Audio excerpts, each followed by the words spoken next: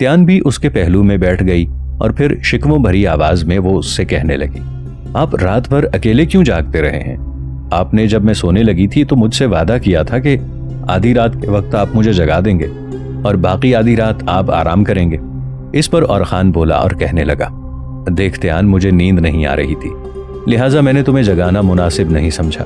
वैसे भी तुम थकी हुई थी, तुम्हें आराम की जरूरत थी। इस पर त्यान फौरन बोली और कहने लगी, आप थके हुए भी थे और जख्मी भी, इसलिए आपको मेरी निस्बत ज्यादा आराम की जरूरत थी। आपको आधी रात के वक्त हर सूरत मुझे जगा देना चाहिए था ताकि आप आराम करते और मैं आपके पास बैठकर पहरा देती और आपकी देखभाल करती। इस पर और खान ने मुस्कुराते हुए कहा, अच्छा भाई, एतराज मत करो, ना ही नाराज हो। हम दोनों खैर आफियत से अपने लश्कर में पहुंच जाएं, फिर तुम जितनी चाहे मेरी देखभाल करती रहना। इस पर त्यान ने खुश होते हुए एक भरपूर कहकहा लगाया। फिर वो बोली, मेरे ख्याल में आप बैठें, मैं नदी की तरफ जाती हूँ, वहां से मैं हाथ मुंह धो के आती हूँ। इस पर और खान बोला, नहीं, मैं भी तुम्हारे साथ जाऊंगा। मिशकीजे में भी पानी ले आते हैं, अपने और घोड़ों के लिए नदी से पानी भी भर लाते हैं। और हाँ, अपने आप को मुसल्ला करके नदी की तरफ जाना, कहीं ऐसा ना हो कि मंगोल हमारी तलाश में इधर उधर मारे फिर रहे हों। इसके साथ ही दोनों मियाँ बीवी उठ खड़े हुए। अपने हथियार उन्होंने संभाले। तीरों भरे तरकश पीठों पर बांधने के बाद उन्होंने अपने कंधों पर कमाने भी लटका ली थी। फिर वो गार से निकलकर नदी की तरफ हो लिए थे। नदी किनारे जाके त्यान एक पत्थर पर बैठ गई। बर्फबारी अभी भी उसी रफ्तार से जारी थी। दोनों मियाँ बीवी ने अपने ऊपर चमड़े की चादरें डाल रखी थी ताकि बर्फबारी से महफूज रहें। त्यान ने उस पत्थर पर बैठकर हाथ मुंह धोया। फिर वो कपड़े से हाथ मुंह साफ करते हुए और खान की तरफ देखते हुए कहने लगी, और मेरे हबीब, अगर बर्फबारी इसी तरह जारी रही तो हमारे लिए मुश्किलात उठ खड़ी होंगी। और खान ने बेचैनी से त्यान की तरफ देखते हुए पूछा, कैसी मुसीबत, कैसी मुश्किलात? इस पर त्यान अफसरदगी में कहने लगी, देखे मेरे हबीब, हमारे पास खुराक सिर्फ इतनी है कि आज सुबह और दोपहर का हमारा गुजारा हो सकता है। इसके बाद हमारे पास खुराक खत्म हो जाएगी। ऐसी सूरत में हमें बर्फबारी में ही इस गार को छोड़कर किसी नजदीकी शहर का रुख करना होगा, इसलिए कि जो खुराक हमारे पास थी। यहाँ तक कहते कहते त्यान खामोश हो गई और चौंक कर वो नदी के उस पार देखने लगी। उसके चौंकने पर और खान फिक्रमंद हो गया था और जिस तरफ त्यान देख रही थी और खान भी देखने लगा। फिर और खान के चेहरे पर मुस्कुराहट बिखर गई थी। वो त्यान को मुखातिब करके कहने लगा, देख त्यान, लगता है इस कोहिस्तानी सिलसिले, इस बर्फबारी और इस नदी के किनारे कुदरत हम पर अपनी मेहरबानियों का इजहार कर रही है। त्यान, तूने नदी के उस पार कुछ देखा? त्यान ने मुड़कर और खान की तरफ देखा। इस मौके पर त्यान के चेहरे पर खुशकुन मुस्कुराहट थी। फिर वो और खान को मुखातिब करके पूछने लगी, आपने क्या देखा? मैंने इस बर्फबारी में नदी के उस पार एक जंगली बकरी की झलक देखी है। वो भागती हुई एक चट्टान की ओट में हुई है। इस पर त्यान मुस्कुराते हुए बोली, मेरी भी निगाहें उसी बकरी पर जम गई थीं। इस पर और खान फिर बोला और कहने लगा, देखो त्यान, बर्फबारी में उमूमन जंगली बकरियां अपनी पनागाहों से बाहर निकल आती हैं और खुराक की तलाश में इधर उधर मारी मारी फिरती हैं। वैसे तो इन कोहिस्तानी सिलसिलों में घास की काफी मिकदार मौजूद है और बकरियां इससे पेट भर सकती हैं। ताहम बर्फबारी ज्यादा बढ़ जाए और घास दब जाए तो ये बकरियां अपने खुरों से बर्फ से काई और घास की जड़ें खाकर भी गुजारा कर लेती हैं। देख त्यान, तू यहीं रह, मैं नदी के उस पार जाता हूँ और बकरी का शिकार करने की कोशिश करता हूँ। ये सुनकर त्यान बोली और कहने लगी, नहीं, हरगिज नहीं, मैं आपको अकेला नहीं जाने दूंगी। ऐसा करें, बल्कि आप यहीं रुकें, मैं खुद शिकार करती हूँ। इस पर और खान कहने लगा, तुम यहाँ नहीं रुकना चाहती तो फिर मेरे साथ आओ। इस पर त्यान तैयार हो गई। फिर दोनों मियाँ बीवी नदी को पार करने लगे और दबे पांव वो उस चट्टान की तरफ बढ़े जिसकी ओट में वो बकरी गई थी। चट्टान के करीब जाकर और खान ने अपनी कमान संभाली, चिल्ले पर तीर चढ़ाया, फिर एक जोरदार चीख मारी। चीख जूं ही उन कोहिस्तानी सिलसिलों के अंदर बुलंद हुई, उस चट्टान की ओट से बकरी निकलकर भागी। उसका भागना था कि और खान ने तीर चला दिया। बकरी का गिरना था कि त्यान अपनी पूरी रफ्तार से भागी और आगे बढ़कर उसने बकरी को काबू कर लिया। उस बकरी ने त्यान को सींग मारकर अपना आप छुड़ाकर भागना चाहा, लेकिन त्यान ने अपनी गिरफ्त ऐसी मजबूत रखी कि ना ही उसने बकरी को सींग मारने दिया और ना ही उसे शिकंजे से जाने दिया। इतनी देर तक और खान भी लंगड़ाता हुआ भागता हुआ वहां पहुंच गया था। अपना खंजर निकाला और बकरी के गले पर तकबीर पढ़ते हुए उसे ज़िबा कर दिया था। फिर चट्टानों के अंदर ही दोनों मियाँ बीवी ने ندی کے اندر جلدی جلدی بکری کی کھال اتاری، پیٹ چاک کر کے گوشت صاف کیا۔ اس کے بعد جب صاف کی ہوئی بکری کو اورخان اٹھانے لگا تو تیان نے آگے بڑھ کر اورخان کے دونوں ہاتھ پکڑ لیے اور کہنے لگی، آپ کی ران پر زخم ہے، میں آپ کو گوشت نہیں اٹھانے دوں گی، میں اسے خود اٹھا کر غار میں لے جاؤں گی۔ اس پر اورخان نے بڑے پیار سے تیان کی طرف دیکھتے ہوئے کہا، تیان، میرا زخم ایسا بھی گہرا اور خطرناک نہیں کہ میں بکری کے اس گوشت کو بھی ندی کے پار کر کے غار تک نہ پہنچا سکوں۔ اس پر تیان کہنے لگی، کچھ بھی ہو یہ میری ضد ہے، میں آپ کو نہیں اٹھانے دوں گی۔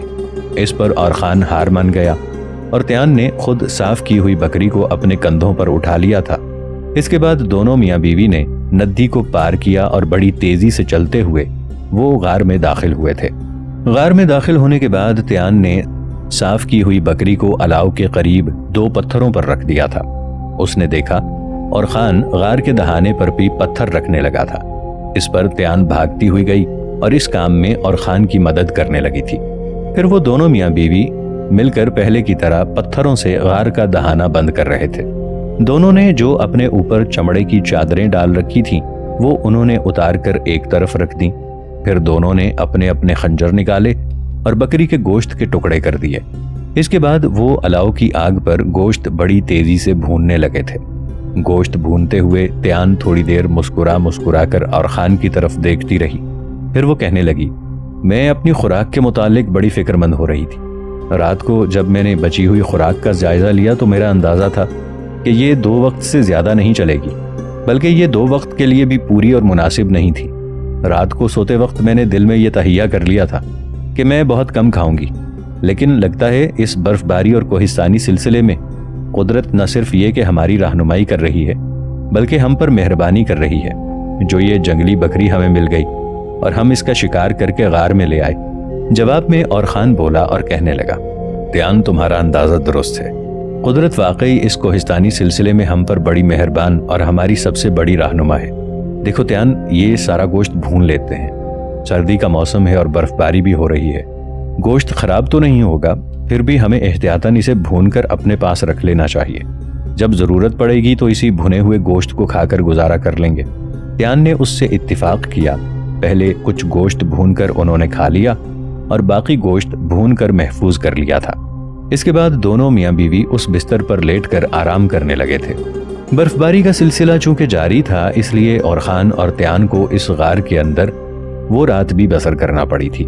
دوسرے روز بھی برف باری جاری تھی۔ دونوں میاں بیوی اب ندی کے کنارے ہاتھ منہ دھو کے آئے۔ غار میں آ کر انہوں نے بھنے ہوئے گوشت کا ناشتہ کیا اور فارغ ہوئے ہی تھے کہ کوہستانی سلسلے میں کچھ آوازیں گونجتی ہوئی سنائی تھیں۔ کچھ لوگ اونچی اونچی آوازوں میں اورخان کا نام لیتے ہوئے اسے پکار رہے تھے۔ یہ آوازیں سنتے ہوئے تیان کے چہرے پر اداسیاں، پریشانیاں اور افسردگیاں سب چھانے لگیں اور وہ عجیب سی لاچارگی کے انداز میں اورخان کی طرف دیکھتے ہوئے کہنے لگی تھی، اورخان، یہ کون ہے؟ اس پر اورخان نے تیان کی بدلتی حالت کا جائزہ لیا۔ پھر وہ بڑی محبت، بڑی چاہت اور نرمی سے مخاطب کر کے پوچھنے لگا، کیا ہوا تیان، تم پریشان کیوں ہو گئی ہو؟ اس پر تیان نے روتی اور بین کرتی ہوئی آواز میں کہا، جو کوہستانی سلسلے کے اندر آپ کا نام پکارا جا رہا ہے، یہ آوازیں آپ نے سنی؟ اس پر اورخان بولا، ہاں میں یہ آوازیں سن رہا ہوں۔ تیان نے پوچھا، پھر آپ نے کیا اندازہ لگایا؟ اس پر اورخان کہنے لگا، میں ابھی غار سے نکلتا ہوں اور دیکھتا ہوں کہ یہ آنے والے کون ہیں۔ تیان نے فوراً اورخان کا بازو پکڑ لیا اور کہنے لگی، نہیں، میں آپ کو غار سے باہر نہیں جانے دوں گی۔ میرے خیال میں یہ منگول ہیں اور یہ آپ کو اس لیے پکار رہے ہیں تاکہ آپ جہاں کہیں بھی ہیں باہر آئیں اور وہ آپ پر حملہ آور ہو جائیں۔ اس پر اورخان بولا اور کہنے لگا، ارے تیان، یہ پکارنے کا لب و لہجہ منگولوں کا نہیں، یہ لہجہ شناسا ہے۔ میں سمجھتا ہوں کہ سلطان جلال الدین نے یا پاسبانوں کے سپہ سالار نے میرے کچھ ساتھیوں کو میری تلاش میں بھیجا ہوگا اور وہی مجھے تلاش کرتے ہوئے ادھر آئے ہیں۔ دیکھو تیان، ڈرو مت، میں باہر جاتا ہوں اور ان کی پکار کا جواب دیتا ہوں۔ اس پر تیان کھڑی ہو گئی اور بولی، اگر آپ نے باہر جانا ہی ہے تو پھر میں بھی آپ کے ساتھ جاؤں گی۔ اگر کوئی مصیبت آتی ہے تب پھر دونوں پر اکٹھی ہی آئے، آپ کے بعد میں زندہ رہنا پسند نہیں کروں گی۔ اورخان نے تیان کے خوبصورت منہ پر ہاتھ رکھ دیا اور کہنے لگا، دیکھو تیان، ایسی باتیں مت کرو، میں اور تم زندہ رہیں گے، یہ پکارنے والے ضرور ہمارے ساتھی ہیں۔ اس پر اورخان غار کے باہر آیا اور بلند آواز میں اس نے پکارنے والوں کی پکار کا جواب دیا۔ اور خان کا ان کی پکار کا جواب دینا ہی تھا کہ تھوڑی دیر بعد 10-12 گھوڑ سوار اپنے گھوڑوں کو بھگاتے ہوئے اور خان کے سامنے آ کھڑے ہوئے تھے۔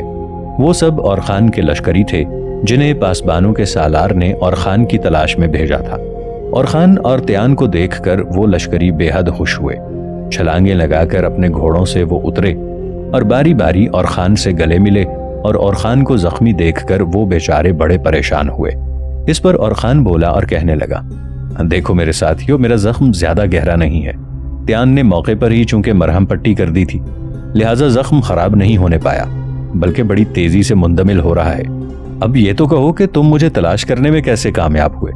اس پر ایک لشکری بولا اور کہنے لگا، سیف الدین کے بیٹے، ہمارے کچھ مخبروں نے آپ کو دریائے ارس میں کودتے ہوئے دیکھ لیا تھا۔ انہوں نے یہی خبر جا کر سلطان جلال الدین کو سنائی تھی۔ وہ مخبر بھی اس وقت ہمارے ساتھ ہی ہے۔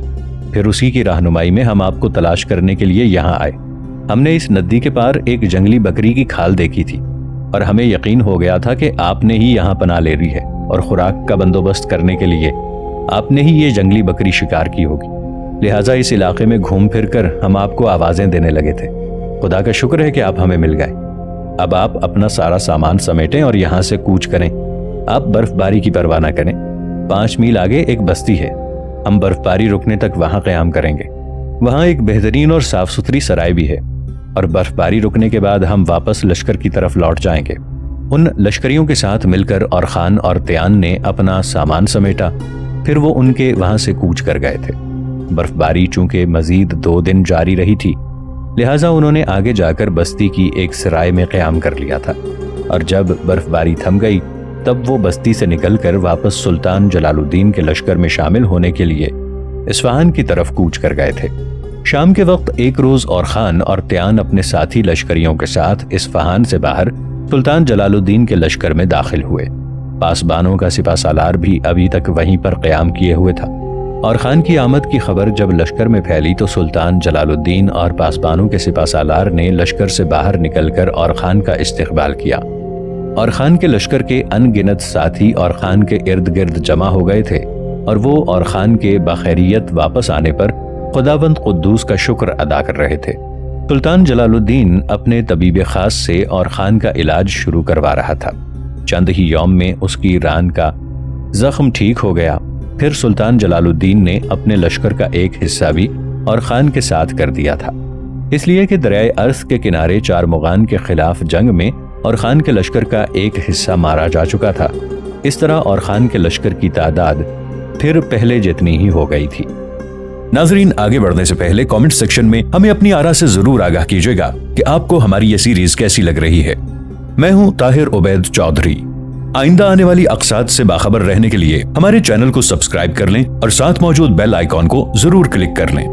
شکریہ۔ سلطان جلال الدین جس وقت ہمدان کے نواح میں منگولوں کے ساتھ جنگ کرنے کے لیے آیا تھا تو راستے میں اس نے اپنے وزیر شرف الملک کو آذربائیجان میں اٹھنے والی بغاوت اور فتنے کی آگ کو بجھانے کے لیے روانہ کیا تھا۔ شرف الملک کے پاس خاصا بڑا لشکر تھا، جس کی مدد سے اس نے آذربائیجان میں اٹھنے والی بغاوت اور فتنے کو، جو ابھی تک سلطانی قلمرو میں شامل نہیں ہوئے تھے، پتہ کرنے میں مصروف ہو گیا۔ چنانچہ اس نے دزمار، کہرام حزل اور جزیروں وغیرہ شہروں پر قبضہ کر لیا۔ اس کے بعد شرف الملک نے روئندز کے شہر اور قلعے کا رخ کیا۔ اس قلعے کی حکمران ایک ملکہ تھی۔ شرف الملک نے جب اس قلعے کا محاصرہ کر لیا اور جوں جوں محاصرہ سخت ہوتا گیا، ملکہ کے لیے رسد اور کمک حاصل کرنا مشکل ہوتا چلا گیا۔ لہٰذا اس نے پیشکش کی کہ اگر خود سلطان جلال الدین یا شرف الملک اسے اپنے حرم میں داخل کر لیں تو وہ بغیر لڑے صلح صفائی کے ساتھ قلعہ حوالے کر دے گی۔ شرف الملک ایسا نہیں چاہتا تھا۔ اس نے ملکہ کو اپنے حرم میں داخل کرنے سے انکار کر دیا، اس لیے کہ وہ بزور قلعہ فتح کر کے اس کی لوٹ مار کرنا چاہتا تھا۔ دوسری طرف جب سلطان جلال الدین کو قلعہ روئنزر کی ملکہ کی اس پیشکش کا علم ہوا تو اس نے ملکہ کو اپنے حرم میں داخل کر لیا۔ اس طرح بغیر جنگ اور لڑائی کے قلعے پر سلطان کا قبضہ ہو گیا۔ سلطان جلال الدین نے اپنی ایک بیوی جو کبھی تبریز کی ملکہ اور ازرق پہلوان کی بیوی ہوا کرتی تھی، اسے خوئے کی ریاست عطا کی ہوئی تھی تاکہ وہ غم روزگار سے محفوظ رہے۔ جن دنوں سلطان جلال الدین ہمدان کے نواح میں منگولوں کے ساتھ برسر پیکار تھا، سلطان نے اپنے وزیر شرف الملک کی طرف پیغام بھجوایا کہ خوی کے اطراف میں مزید کچھ شہر فتح کر کے ملکہ کے حوالے کر دیے جائیں، اور سلطان نے ایک نامے کے ذریعے شرف الملک کو جاگیر کی حفاظت اور دیکھ بھال کے لیے ملکہ کا مشیر بھی مقرر کر دیا۔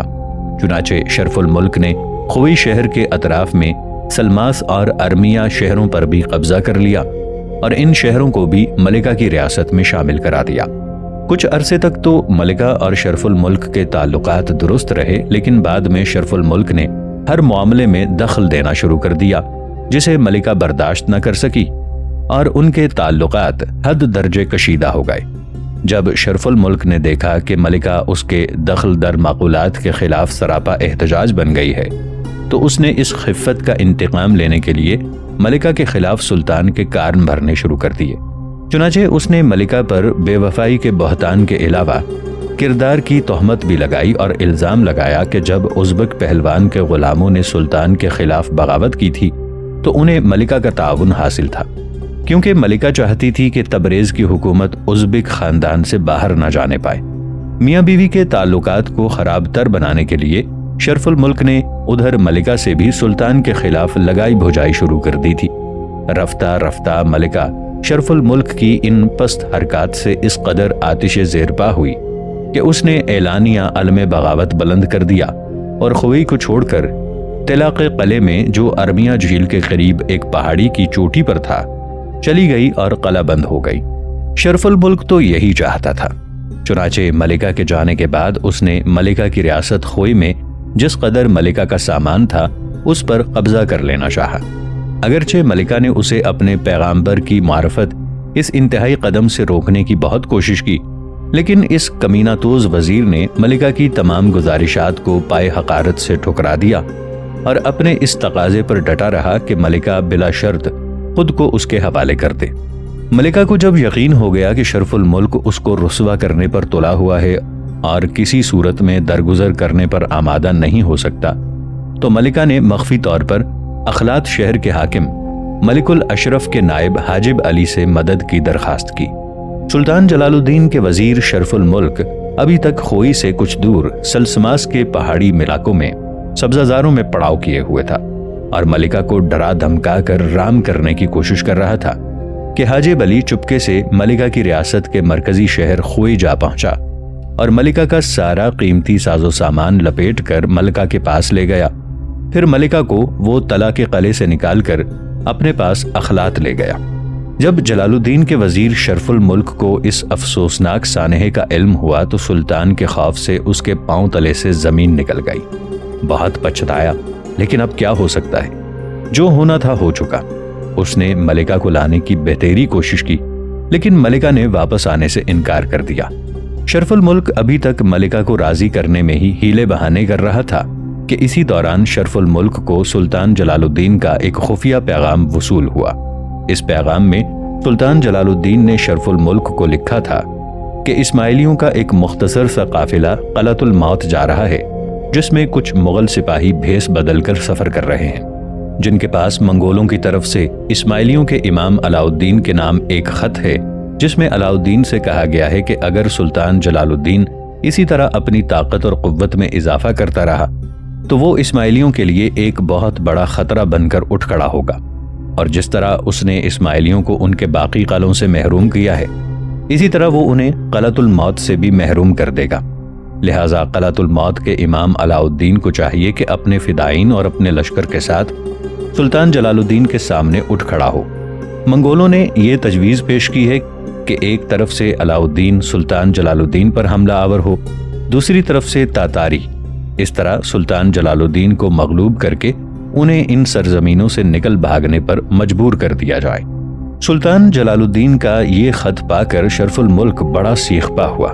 چنانچہ جب اسماعیلیوں کا قافلہ وہاں سے گزرا تو شرف الملک نے مغل قاصدوں کو اسماعیلیوں سمیت، جن کی تعداد 36 تھی، گرفتار کر کے قتل کرا دیا اور ان کا سارا ساز و سامان بھی ضبط کر لیا۔